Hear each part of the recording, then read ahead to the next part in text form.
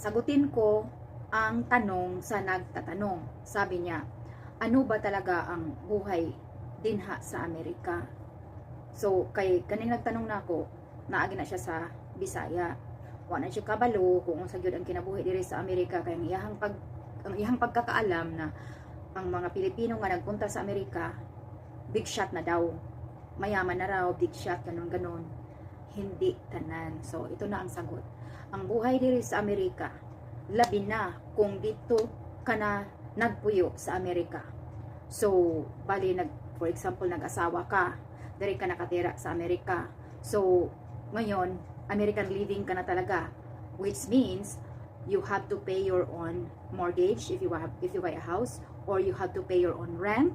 Then you have to pay your electric, water, car insurance, and house insurance if you have a house, health insurance, lahat, basta lahat bills, bayaran mo yan. Ngayon, hindi mo talaga masasabi nga big shot ka or mayaman ka kasi kay earning nimo diri is dollar, ang imong binabayaran dollar, ang imong bilhin na mga pagkain is dollar, puro dollar. Kaya kung mag-earn ka ng $500 for example a week, minimum wage, tapos ang imuhang gas naa sa mga 150 a week, depende kung gaano kalayo, tapos pagkain mo pa, tapos yun na nga, mga bayaran nyo pa, lahat bibilhin mo. So when it comes to 1 month, kasi monthly ang mga bayaran dito, most of the time monthly talaga. So iipunin mo yun, for example yung 500 a week mo magiging 2,000 a month, tapos yung mga bills mo naman kung itotal yun, nasa mga, syempre minsan nasa 1,800, depende na yan kung magkano ang imuhang rent, magkano ang imuhang mortgage, or budget nimo budget. So kulang, ang uban tight talaga. So muna ang kinabuhi diri sa Amerika kung naara jud ka sa minimum wage, ha. Unya karon, kay kung ang ubang mga Filipino nakabana sila og Amerikano nga medyo may kaya, so mauna nga okay ang ilang kinabuhi. Muna nga ikaw ang nagtanong sa ako, ang akong masasabi nimo, dili jud tanan kanang uban nimo nga nakita nimo dinha sa video, sa short video, sa reel, sa Facebook na bunga-bunga.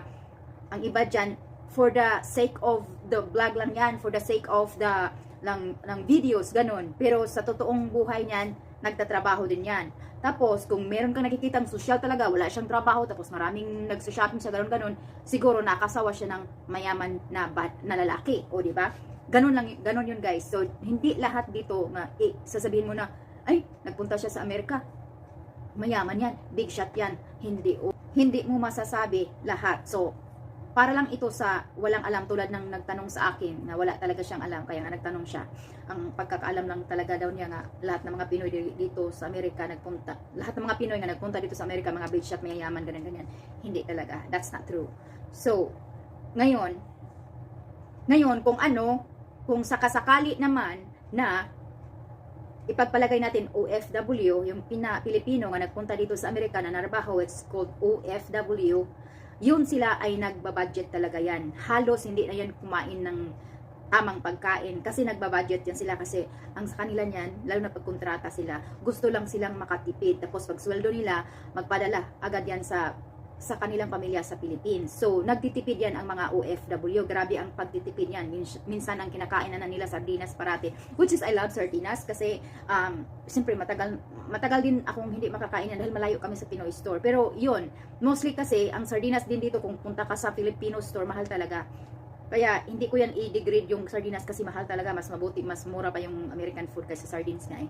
So, anyway, ang aking masasabi pag OFW, ang ating pag-usapan, nag-budget jud na sila jud. Kay ang uban din nga OFW, nagbayad man na sila kuan kaning mga spacers, ang iba diha nag-spacers, dito. Ang iba din naka-apartment lang, guys. Tapos minsan sa isang apartment, ilang bedroom, marami din ang nakatira. So mostly sa mga OFW, ganyan talaga ang ginagawa nila. Swerte na lang nga kung ang isang OFW ay libre sa kanilang titirhan o even pagkain. May namimit akong OFW nga cruise ship siya nagtatrabaho. Tapos sabi niya libre sila sa pagkain. Tapos yun, meron din silang space na parang apartment, libre din sila. kahit saan sila magpunta, libre sila doon. May tinatawag na coupon. So, ayan, paswerte-swerte lang talaga yan. Tapos, meron naman ding OFW na yung mga nursing, di ba? So, okay yung mga income nila. Pero, kay OFW, mga kontrata, nagtitipid din yan ang mga yan. Hindi yan basta-bastang naggagastos. Nagtitipid yan sila, guys. Kaya, kayong mga pamilya dyan na naiwan sa Pinas, huwag kayong basta-bastang gasto na lang ang gasto kapag kayo ay pinadalhan sa inyong mga kamag-anak na nandito sa Amerika. At yun namang mga taong 8 hours lang ang job nila, talaga namang super budget yan. Tapos yung sinasabi ko na kung dito ka naninirahan sa Amerika, talagang budget ka rin kung yung trabaho mo ay 8 hours a day ka lang. Kumuha ka talaga ng pangalawang job or mag-overtime ka para mag-keep up mo yung lifestyle mo and yung bills mo, mabayaran mo talaga. Kasi dito sa Amerika, walang utang-utang. Hindi pwede yung utang-utang ka talaga. Pag hindi ka makabayad ng rent mo ng 2 buwan, naku, ma-evict ka na, evicted ka na. Kaya mahirap dito talaga sa Amerika. Kaya kailangan meron ka talagang work. At yung sinasabi na lahat dito sa Amerika nga nagpunta ay mayayaman, that's absolutely not true. Swerte na lang ngayon talagang mga babae nga nakaasawa ng mga mayayaman na lalaki at hindi na sila nagtatrabaho at kahit anong gusto nila mabigyan, na swerte lang yun.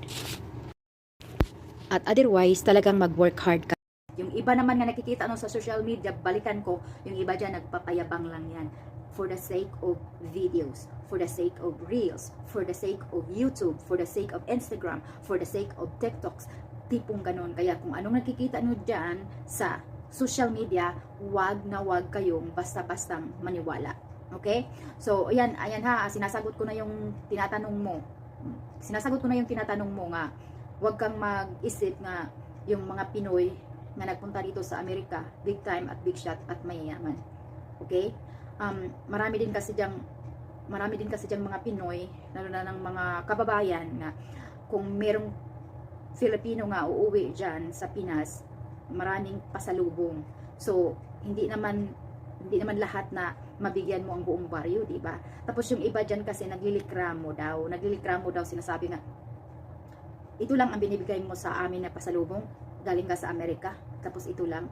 So, wag nyo gaganyanin guys, magpasalamat kayo nga binibigyan kayo, di ba? Kasi yan ang sinasabi ko, hirap din ang mga tao dito sa pera. Lalong-lalo na yung mga Pinoy nga mabakasyon dyan sa Philippines, instead na mag-enjoy, wala na. Hindi na kasi ang inatupak, magbili na lang dyan para ipakain sa mga pamilya, para ipamigay, ganito, ganyan, lahat-lahat, ganyan. So, makautang pa sa credit card, di ba? So, wag nyong sasabihin na, huwag kayong mag-aarte-arte. Kasi narinig ko rin to naglilikramo daw kasi nabigyan ng ganito, ganyan. Huwag kayong ganyan ha. Yung iba namimigay lang ng bulad. Hoy, huwag kayong maglikramo, kaya mabuti nga meron kayong bulad. So, kaya nga sinabi ko, swerte kayo kasi nga nabigyan pa kayo kasi hindi kayo mabigyan lahat dahil hindi kayo pwedeng bibigyan ng buong baryo, di ba? So anyway, at magpasalamat kayo sa mga Pinay or Pinoy nga mga vlogger na nagbibigay din sa inyo. Yung mga Pinay at Pinoy dito sa Amerika tapos nagtulong sila sa mga may mga sakuna, ayun sila, may sila substantial income sila dito at may kaya na sila, kumbaga may sobra na sila pambayad sa kanilang bills kaya tumutulong sila. Most of the time here dito sa Amerika, kulang lang talaga ang mga pera nila. Maliban lang kung ang trabaho mo ay executive, di ba? Kasi kung regular ka lang talaga, yung 8 hours mo, hindi talaga kulang sa day by day mong gastusin o yung monthly mong bayaran. Hindi talaga kulang. You have to work 2 jobs or overtime all the time to keep up your bills. Okay? Ma-unders lang talaga kung executive ang imuhang job. Nasa executives, mataas ka. Malaking sweldo din. Doon. Ayan, maniwala na ka sa akin ha. This is the real talk and this is the true